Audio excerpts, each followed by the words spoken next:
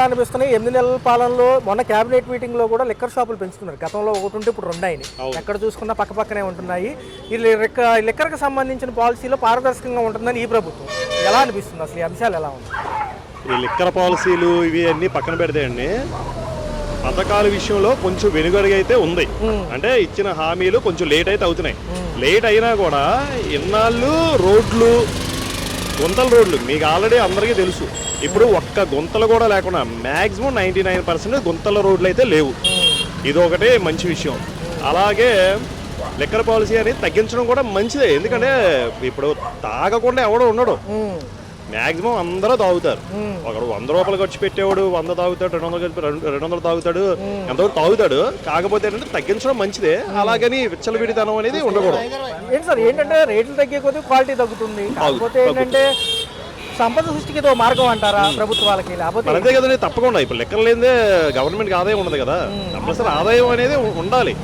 కాకపోతే ఏంటంటే విచ్చలవిడిగా అంటే బాగా తగ్గించేసి జనాల్ని ఎక్కువగా దాని మీద డిపెండ్ అయిపోయి తాగమని ప్రోత్సహించక ఉండేటట్టుగా ఉండాలి. తగ్గించడం మంచిదేనండి. ఇందాలు 250 కోట్లు ఉండేది ఇప్పుడు 100, 150 చేశారంటే మంచిదే అది. ఎందుకంటే 250 ఉన్నవాడు గ్యారెంటీ తాగుతాడు. వాడు భార్య దగ్గర తీసుకున్న, పిల్లల దగ్గర ఆడుకున్న ఏదో విధంగా తాగుతాడు. ప్రభుత్వంలో ఏదైతే పవన్ కళ్యాణ్ గారు ఉన్నారో ఉప ముఖ్యమంత్రిగా, ఆయన నియోజకవర్గాలలో సంబంధించి తిరుపతి కిరణ్ రాయల్ గారి విషయం కొంచెం హడావుడి అవుతుంది. ఏంటంటారు? ఏంటి అసలు ఏం జరుగుతుంది అక్కడ? ఈ కిరణ్ రాయల్ విషయం అంటే ఇప్పుడు ప్రతి పార్టీలో ఉండేదండి. ఇప్పుడు అటువైపు నేను చూశాను 2-3 రోజుల మట్టి ఇష్యూ జరుగుతూ ఉంది. ఇటువైపు ఈయన వీడియోలు చూపిస్తున్నాడు, అటువైపు వచ్చి ఆమె వీడియోలు చూపిస్తుంది. ఇద్దరికి ఇప్పుడు పవన్ కళ్యాణ్ అయితే కరెక్టే చేశాడు. ఇప్పుడు ఇద్దరిది ఎవరు నకిలీ అని తెలియడానికి పార్టీ నుంచి సస్పెండ్ చేశాడు. అది చర్చ జరుగుతుంది. అది నిర్ధారణ అయ్యే వరకు పార్టీలోకి రావద్దు, కార్యకలాపాలు చేతి సస్పెండ్ మంచిదే కదా. ఇప్పుడు మొన్న వైఎస్ఆర్ ప్రభుత్వంలో అయితే వాళ్ళు కూడా అంబటి రాయుడు, లేకపోతే అంబటి రాంబాబు, నెక్స్ట్ చాలా మంది రాజకీయ ప్రముఖులు ఈ విషయాలు దొరికారు. పార్టీ సస్పెండ్ చేయాల, అట్లీస్ట్ పార్టీ నుంచి కార్యకలాప దూరంగా ఉండమని కూడా చెప్పలేదు. ఇప్పుడు పవన్ కళ్యాణ్ చేసిన న్యాయమే కదా, పార్టీని దూరంగా ఉండమన్నాడు. రేపు కిరణ్ రాయలు కరెక్ట్ అనుకుంటే పార్టీలు తీసుకుంటారు. లేదంటే మొన్న జరిగినట్టు తిరుపతిలో మన తెలుగుదేశం ప్రభుత్వం చేసినట్టుగా, లాస్ట్ ఇప్పుడు జానీ మాస్టర్ చేసినట్టుగా దూరంగా పెడతారు. కరెక్ట్. జగనన్న 2.0 అంటున్నారు. పార్టీ బలోపేతానికి కాంగ్రెస్ నుంచి చేరికలు కనబడుతుంది. శైలజనాథ్ రెడ్డి గారు మొన్న ఆయన జాయిన్ అయ్యారు. ఏం జరుగుతుంది? నిజంగా పార్టీ బలోపేతం అయిద్దా? ఈసారి కార్యకర్తలకు నిజంగా కష్టపడిన వాళ్ళకి అన్యాయం చేయనని ఏదో చెప్తున్నారు. ఈ హడావుడి అంతా ఎలా ఉంది? ఇప్పుడు మన వైఎస్ఆర్ ప్రభుత్వంలో చేసినల్లా ఏంటంటే ఆసరా, చేయూత, అమ్మఒడి ఇవి అందరికీ అందినాయండి. 90% అందరికీ అందినాయి, పార్టీలకు అతీతంగా. కాకపోతే జగన్ చేసిన మిస్టేక్ ఏంటంటే పథకాల మీద దృష్టి పెట్టి జాబ్ క్యాలెండర్ రిలీజ్ చేయకపోవడం, మద్యపాన నిషేధం చేయకపోవడం, 1 వీక్లో పే కమిషన్ అన్ని సిఆర్పిఎఫ్, సిపిఆర్ అది ఇస్తానని చెప్పి మాట తప్పడం, ఇలాంటివన్నీ చాలా ఎఫెక్ట్. అలాగనే రోడ్ల విషయంలో చాలా మంది ప్రాణాలు పోయినాయి. ఇప్పుడు నువ్వు ఇస్తావు రైటే, అమ్మఒడి ఇస్తున్నావు, 15,000 ఆటో వాళ్ళకి ఇస్తున్నావు, కరెక్టే. ప్రాణాలు పోతున్నాయి కదా. ముందర చెయ్యాల్సిన ప్రజలకు ఏదైతే మెయినో అది చేయకుండా చేతిలో 15,000 పెట్టేసాం, చేతులు దులిపేసుకోవడం కాదు కదా. ఏఆర్ డైరీకి సంబంధించి నిన్న 4గురిని అరెస్ట్ చేశారు. తిరుపతి లడ్డు అప్పుడు హడావుడి అయింది బాగా. అవునవును. నిన్న ఏదో సిట్టు విచారణలో తేలిని సబ్ కాంట్రాక్టర్లు చేసిన చేతివాటం అంటున్నారు. నిజమేనంటారా? ఆ అంశాలు ఎలా చూడాలి? సబ్ కాంట్రాక్టర్లు చేసిన చేతివాటం, నెయ్యి ఎక్కువ కొనుక్కుని తక్కువకి ఎలా ఇస్తారు అసలు మీరు అని? అంతే కదండి. మరి ఇప్పుడు నెయ్యి అనేది మనకి సహజంగా ఇప్పుడు తెలుసు. ఇప్పుడు పక్కన విజయ డైరీ కూడా ఉంది. మనకి ఎంత రేటు ఉంటుంది? మినిమం 600 అయిందే నెయ్యి రాదు. మరి ఆ ప్రభుత్వంలో 250కి ఎలా వచ్చింది? అలాగే ఇప్పుడున్న ప్రభుత్వంలో వీళ్ళు కూడా చెప్తున్నారు, మేము పలానా దగ్గర నుంచి మేము సంస్థ నుంచి మేము తీసుకుంటున్నాము, మంచిది అంటున్నారు. మరి వీళ్ళు ఎంతవరకు చేయాలో చూడాలండి. అలాగని వీళ్ళు అది ఏ ప్రభుత్వం అయినా సరే దేవుడి విషయంలో మాత్రం అన్యాయం చేయకూడదు. ఎందుకంటే చాలామంది భక్తుల మనోభావాలు అయితే దెబ్బతింటాయి. ఎందుకంటే మనం ఎక్కువగా ఒక ఎంత అపశుభ్రంగా ఉన్నా సరే తిరుమల అనేది పవిత్రమైన స్థలంగా మనం భావిస్తాం. అలాగే తిరుమల ప్రసాదం కూడా స్వామివారిలాగే మనం ఆరాధించి దండం పెట్టుకుని తింటాం. కాబట్టి అలాంటి ప్రసాదాలు కల్తీ జరగకుండా ఈ ప్రభుత్వమైనా ఆ ప్రభుత్వమైనా జాగ్రత్త పడాలి. ఏంటి సార్, రెడ్ బుక్ పక్కన పెట్టండి, సంక్షేమాన్ని అమలు చేయాలని కరెక్ట్ అండి. అది ఇప్పుడు జగన్ ప్రభుత్వం చేసింది తప్పు. ఎందుకంటే తెలుగుదేశం పార్టీ వాళ్ళని హింసించారు. ఇప్పుడు వీళ్ళు అదే రూట్లో వెళ్ళారంటే ఈ ప్రభుత్వానికి కూడా శిక్ష పడుతుంది.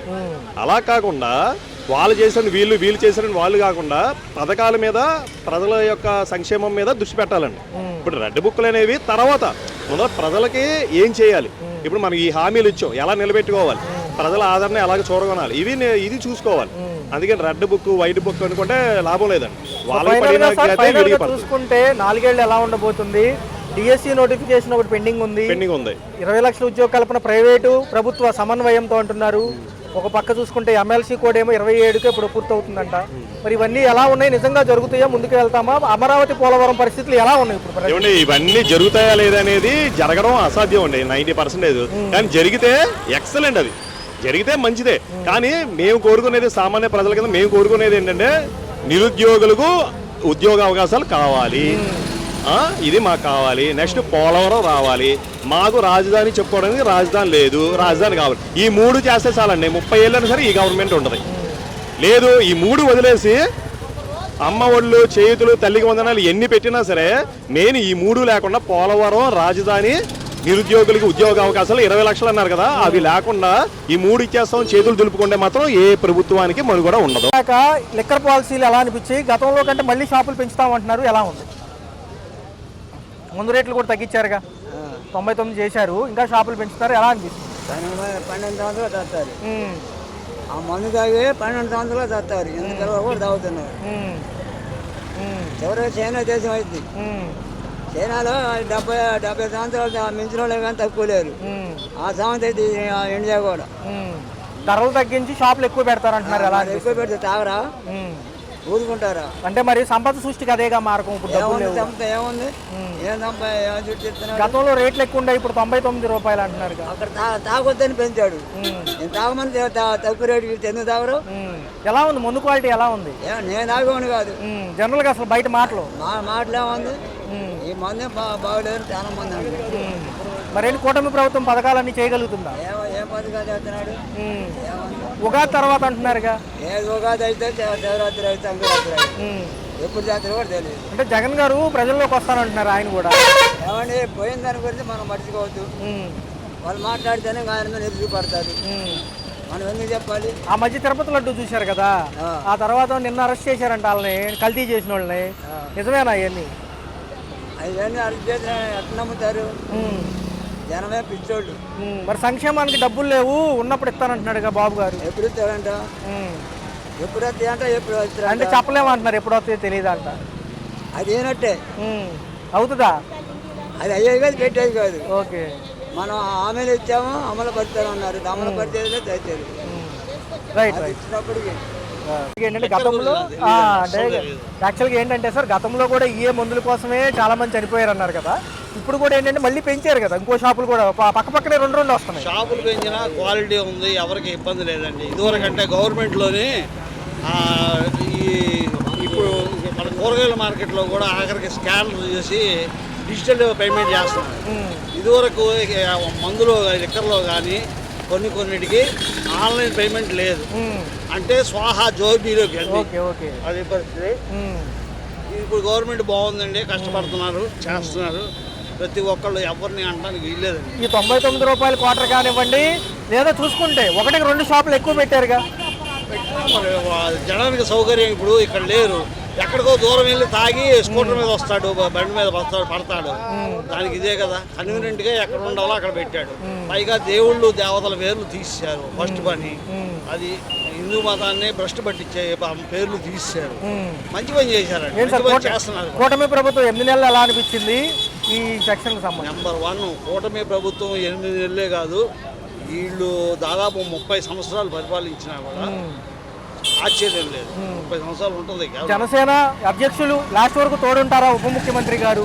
ఉంటారండి, లేకపోతే అది కూటమికే నష్టం. ఇప్పుడు తమిళనాడు ఉంది, అన్నా డిఎంకే వస్తే అన్నా డిఎంకే లేదా డిఎంకే అలా ఉంటుంది అక్కడ.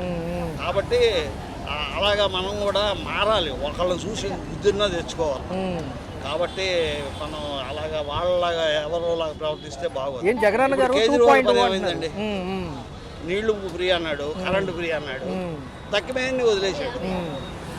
ఇప్పుడు డ్రైనేజీ, మురికి కాలువలు, దోమలు, అసలు ఢిల్లీ అంటే ఏంటి? మన రాజధాని, మనకు తలమానికంగా ఉండాలి. అలాంటి దీనిలో మాయమాటలు చెప్పి చేశాడు. ఇప్పుడు ఏ రోజు ఏమయ్యాడు? అవును. అదే పరిస్థితి అండి. ఇప్పుడు ఎవరైనా సరేనండి, వీళ్ళు వాళ్ళు కాదు, ఎవరైనా చేయకపోతే అంతే సంగతులు. పథకాలు జగన్లాగా దోచుకో అంటే కుదరదు. పథకాలు ఈ యొక్క ఎలక్షన్ కోడ్ ఏదైతే పట్టభద్రుల ఎమ్మెల్సీ ఎలక్షన్ ఉందో అవంగానే అమలు అంటున్నారు. ఎలా ఉంటుంది? చేస్తారండి, ఖచ్చితంగా చేస్తారు. వీళ్ళు ఏదైనా కృతనిశ్చయంతో ఉన్నారు. ముందు మన దేశం మన రాష్ట్రం అనే ఫీలింగ్ ఉందండి దీనిలోని. చంద్రబాబు నాయుడు గారు కానీ, అసలు పవన్ కళ్యాణ్ గారు కానీ, ఆయన అసలు ఎక్కడ పడితే అక్కడ అడవుల్లో కూడా తిరిగేస్తున్నాడు, వనాలను పెంచుతున్నాడు, పంచాయతీరాజుని పటిష్టం చేస్తున్నాడు. ఆయన పంచాయతీరాజులే కాకుండా అసలు గ్రామీణ అభివృద్ధి ఎలా చేయాలి, వాళ్ళకి ఎలా వాళ్ళని పైకి తీసుకురావాలి అని ఆలోచిస్తున్నారు. ఇలాంటి వాళ్ళు మనకు కావాల్సింది, అంతేగాని దోచుకొని ఇసుక దోచుకో, మట్టి దోచుకో, ఇవే కాదు సార్. ఓకే. సో తదుపరి ఎలా ఉంటుంది? 4 ఏళ్ళు ఎలా ఉంటుంది? ఈసారి ప్రభుత్వం పారదర్శకంగా ఉంటుందా లెక్కర పాలసీలు? బాగుంటుంది సార్. అది ఇంకా వచ్చి వీడు 25 సంవత్సరాలు ఇరికిచ్చేసి వెళ్ళిపోయాడు. ఈ లెక్కర్ని అడ్జస్ట్మెంట్ చేసుకోవాలి వీళ్ళు ఉన్న దీనిలో. కాబట్టి వచ్చేది బాగుంటుందండి.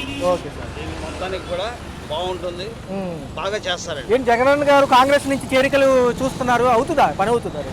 చేస్తుంటే దానికే తప్ప ఇక్కడ ఇప్పుడు ఇక్కడ పొట్లకాయకి పుచ్చు పురుగు పట్టినట్టు ఇక్కడ పట్టింది, రేపు ఆళ్ళకి పట్టుద్ది. రైట్ యోచనలో ఉన్నారు. ఎలా అనిపిస్తుంది?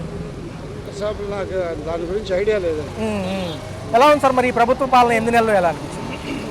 బాగానే రోడ్లు బాగా వేస్తున్నారు, స్పీడ్ బ్రేకర్లు ఎక్కడ ముందు రోడ్లు మరి దారుణంగా ఉండేవి, రోడ్లు బాగా వేస్తున్నారు.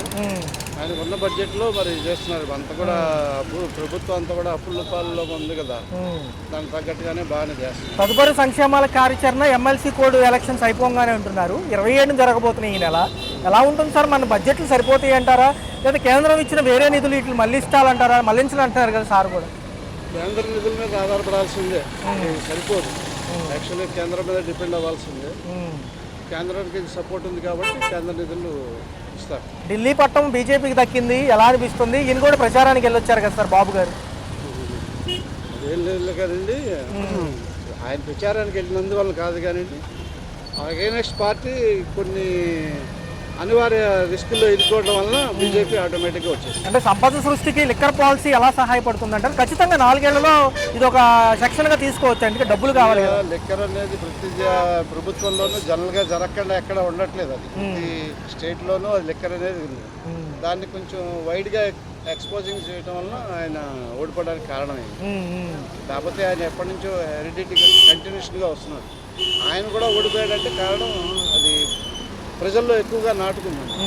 సార్, జనసేన అధ్యక్షుడు ఎవరైతే ఉన్నారో పవన్ కళ్యాణ్ గారు ఉప ముఖ్యమంత్రి, లాస్ట్ వరకు కలిసి ఉంటారా, కొంచెం దూరంగా ఉంటారా? లేదా కలిసే ఉంటారు. ఏదైనప్పటికీ చిన్న చిన్న గొడవలు వచ్చినప్పటికీ కలిసే ఉంటారు. ఏంటి సార్ జగన్ గారు ఏమంటున్నారంటే 2.0 మళ్ళీ వస్తాము, కార్యకర్తలకు అన్యాయం జరుగుతుంది అంటున్నారు. సాధ్యమేనంటారా? నాకు తెలిసి సాధ్యం కాకపోవచ్చు. కాంగ్రెస్ నుంచి చేరికలు కనపడుతున్నాయి. కాంగ్రెస్ నుంచి అదే దాంట్లో కొంతమంది బయటకు వెళ్ళిపోయారు. ఎందుకంటే ఎమ్మెల్యేలని ఆయన కలుపుకుని వెళ్ళలేదు. జగన్ ఎమ్మెల్యేలు కలుపుకుని వెళ్ళి ఉంటే బాగుండేది. దాని మూలంగా ఎమ్మెల్యేలు కూడా కోఆపరేషన్ సరిగ్గా లేదు. అది కూడా కొంచెం ఇబ్బందికరమైన. అది కేవలం ఒక నేమ్ మీద రావాలంటే కష్టం. అందుకని అందరితో కలిసి ఉంటే అతనికి వెళ్ళడానికి అవకాశం ఉంది, అంతేగాని ఒక్కడిగా ఏం చేయలేరు ఎవరైనా కూడా. సార్ ఏంటి సార్ 4 ఇయర్స్ ఎలా ఉండబోతుంది? మధ్యతరగతి సంక్షేమం పొందే వాళ్ళు ఆలోచన ఎటుంటుంది? కరెంటు బిల్లులు వీటితోనే సరిపెడతారా, లేదంటే స్మార్ట్ మీటర్లు కూడా అంటున్నారు కదా? స్మార్ట్ కంప్యూటర్లు ప్రతి వాడికి ఇన్కమ్ ఉంటే ఎవరికి కూడా ఫైనాన్స్ ఇబ్బంది. ఆ ఇన్కమ్ ఎప్పుడైతే సోర్సెస్ ప్రతి ఒక్కరికి వస్తుందో ఆటోమేటిక్గా ఫైనాన్స్ గా గట్ట ఉన్నాయి, ఆటోమేటిక్గా అందరికీ డబ్బులు ఆడతాయి, బిజినెస్ కూడా బాగా పెరుగుతుంది. అప్పుడు ఏది పెంచినా కూడా పెద్ద ఇబ్బంది అనిపించదు. ఫైనల్గా సార్ కేంద్రం తోడు ఉంటుందా మనకి లాస్ట్ వరకు? ఉంటుందండి, గ్యారంటీగా ఉంటుంది అంటున్నారు. మంచిదేనా? ఏంటది? ఉగాది నుంచి మహిళలకి ఉచిత బస్సు ప్రయాణం ఎలా ఉంటుంది? బాగా పర్లేదు ఏదైనా పనుల మీద వెళ్ళాలన్నా? ఎందుకంటే ఏపీ రాష్ట్ర వ్యాప్తంగా అన్ని ఫ్రీయే ఉంటాయి మహిళలకి. మరి ఏంటి పథకాలు ఇవన్నీ ఉన్నాయి కదా, మంచిదేనా? ఇస్తాం మంచిదేనంటారా? మంచిదే మరి లేని వాళ్ళకి, ఉన్నోళ్ళకంటే ఏటైనా వెళ్ళిపోతారు, లేని వాళ్ళే బాధపడేది. పర్లేదు, పెన్షన్ వస్తుందా? అంటే 8 నెలలు ఎలా అనిపించింది? కొత్త ప్రభుత్వాలు వచ్చాయి కదా. బాగానే ఉందండి. గతంలో ఏమన్నా అందుకున్నారా జగన్ ఉన్నప్పుడు? ఏమన్నా జగన్ ఉన్నప్పుడు అప్పుడు 3 ఆంధ్రాగా పెంచడం, ఇప్పుడు 4 కదా. అప్పుడు అట్లా ఇచ్చారు, ఇప్పుడు ఇట్లా ఇస్తున్నారు. అది మరి ధరలు ఎలా ఉన్నాయి, పర్లేదా? పర్వాలేదు. గ్యాస్ సిలిండర్లు ఉచితం అన్నారు. ఒక బండ తెచ్చుకున్నాం. ఉమ్, ఉమ్. ఏంటి మరి చూసుకుంటే మిగతా మహిళలకి 18 ఏళ్ళు దాటిన వాళ్ళకి 18,000 అన్నారు కదా. ఏది ఎప్పుడు ఇచ్చినారు? మాకు ఇంతవరకు ఇవ్వాల. మరి ఒక పక్క చూసుకుంటే కరెంటు బిల్లులు ఎలా ఉన్నాయి? కరెంటు బాగానే, మేము ఒకదాన్నే కదా, ఏదో అట్లా పోతున్నాయి కాల్చుకున్నంత. అది మరి ఎలా ఉంది గతం కంటే ఇప్పుడు ఖర్చులు ఎక్కువైనాయా తగ్గినాయా? ఇవన్నీ రోగాలు అట్టాగా ఉన్నాయి, మా డబ్బులు అట్టాగా ఉన్నాయి. ఎటు పోయే అటే పోతున్నాయి.